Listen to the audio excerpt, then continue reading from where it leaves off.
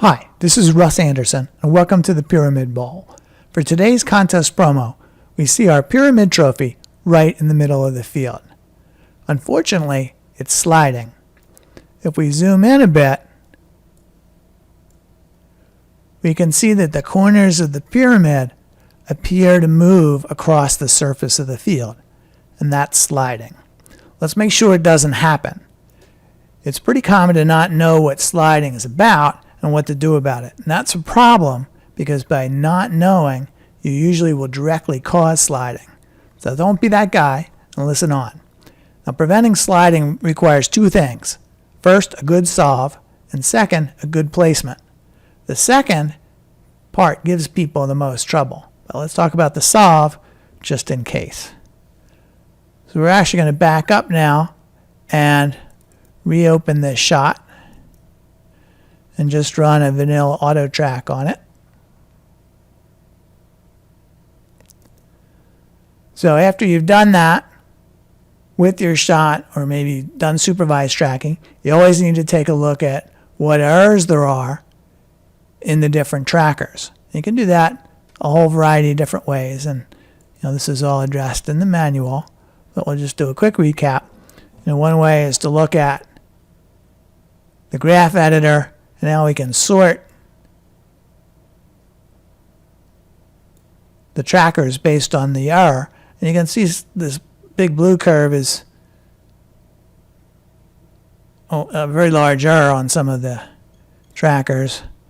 And typically those will be things that are shifting around on the field, or that we're actually tracking an actor or some reflection, something like that.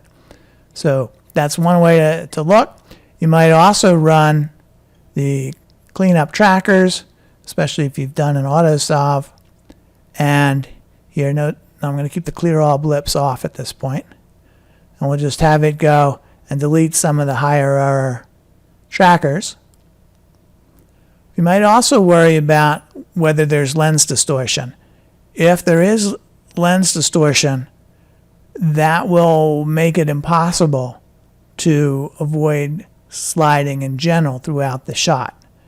In some circumstances, you can, if you're only doing a small insert, you can tune things up just for one particular area. But for any kind of substantial distortion, you do need to address it. This is one way to do that. In any case, let's take a look. We're running about 0.7 of a pixel of we eliminated a bunch of trackers. We've done some distortion correction. You'll see there's a bit of distortion, not an overwhelming amount, but a bit. And now our error is down to about 0.4 of a pixel. So that's a reasonable starting point to move on. So to do that, we need to get back to what a tracker is really about, and what match moving is about to understand sliding. So if we go and we zoom in on some particular tracker, and I just hit the 5 key to keep it centered, when I scrub through the shot, you see that I need to flip on some of my visibility. There you go. We have a 2D tracker. We have the 3D marker as well. And what we're saying is that we've got the 3D prediction of where this feature is lined up with that 2D feature throughout the entire shot. And this is one of the tests you should do. This is actually a pretty nice little example that you see that this tracker is only visually found in the beginning part of the shot. But even if we continue through the rest of the shot where we haven't seen it, we're still able to predict exactly where that feature is in the 3D environment without really paying attention to the pixels. So the upshot of that is if we put something in our 3D environment at that particular location, it's going to stick. This particular 3D location where we have a tracker is something that we can exactly place things at and know that they're not going to slide. It stays put, and we know that it's going to stay accurate basically to 0.4 of a pixel. So those trackers are the things that we need to use as references when you place your object. So if I go into the perspective view here, and I'll start just creating my pyramid.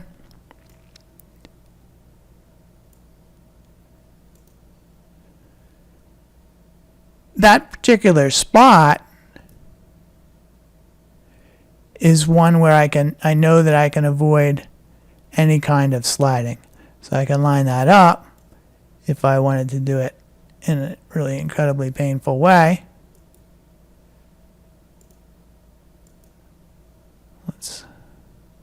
Actually, what I want to get is this view. This is really what you need to do. Here's my tracker. And really what I need to do is I need to make that corner of the pyramid match up in 3D coordinates. I could actually use place mode. That would drop the entire pixel, the entire pyramid on top of that. In this case, we actually want to get just this one corner. So I could futz around here. We could go to the tracker view and maybe make this one purple or something to make it easier to find.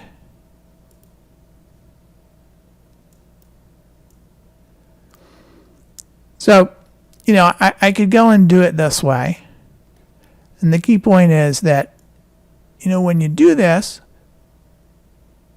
just from the point of understanding this, by definition, there's not going to be sliding at that particular point, because that is a point where my 3D position and my tracker position line up perfectly. So once I do that, things are going to stay put.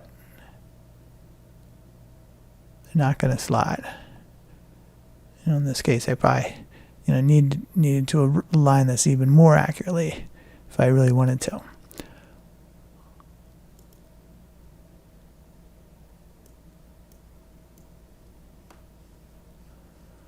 Now, the thing you need to realize, of course, and I'm sure you see, is that, that's one point. And we have all these other points to worry about also.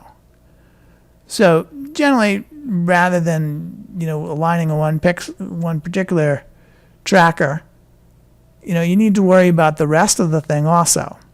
And the thing that makes this easy to do, or easier to do at least, is to create a coordinate system that you can use to place the pyramid without having to worry about each one individually like that.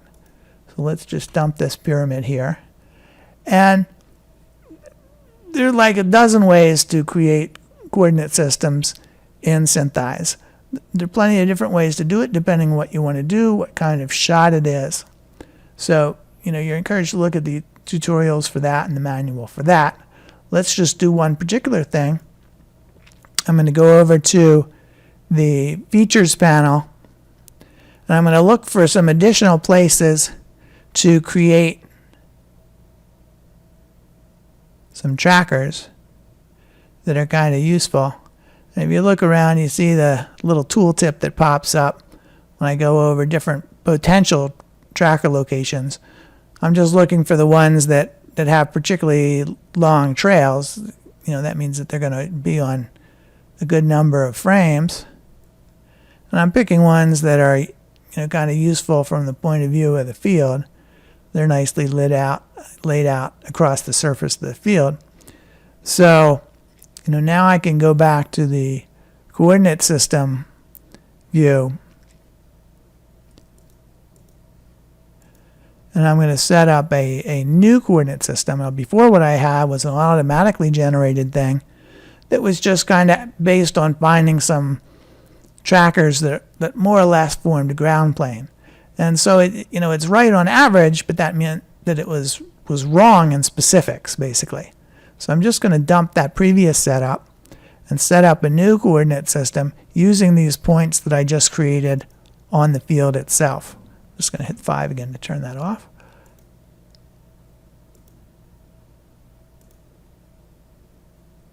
So now it just ran a recalculation cycle to set up that new coordinate system based on those particular trackers. And now you see how the ground plane, you can see faintly there, lines up so much better than the initial one did. So now if I go and create my pyramid,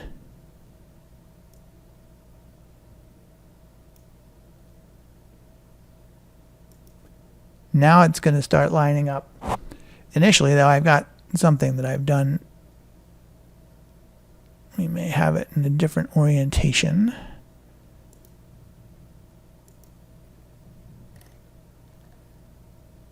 We just have a very flat pyramid.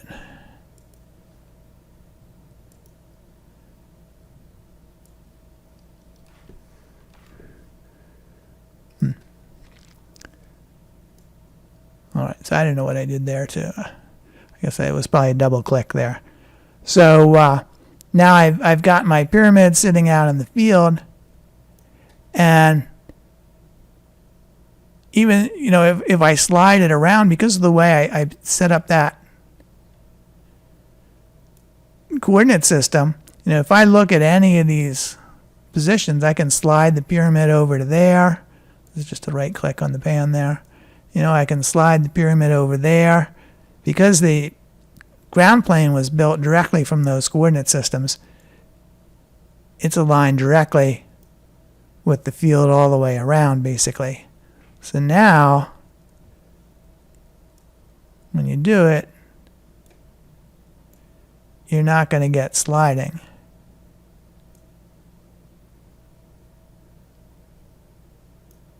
Now, unfortunately, the real world isn't always quite as nice as one would like and would think. You know, the real world isn't always exactly flat. And probably if we look at this in more detail, we discover that when you build a football field, you crown the field a little so that the center part is a foot or two higher than the two edges. And you do that so the water runs off during rainstorms. And if we wanted to look really carefully, and we could do that, especially with some high resolution footage, we could go and zoom in, and we could probably see that there's a little bit of sliding because the center part of the field is higher.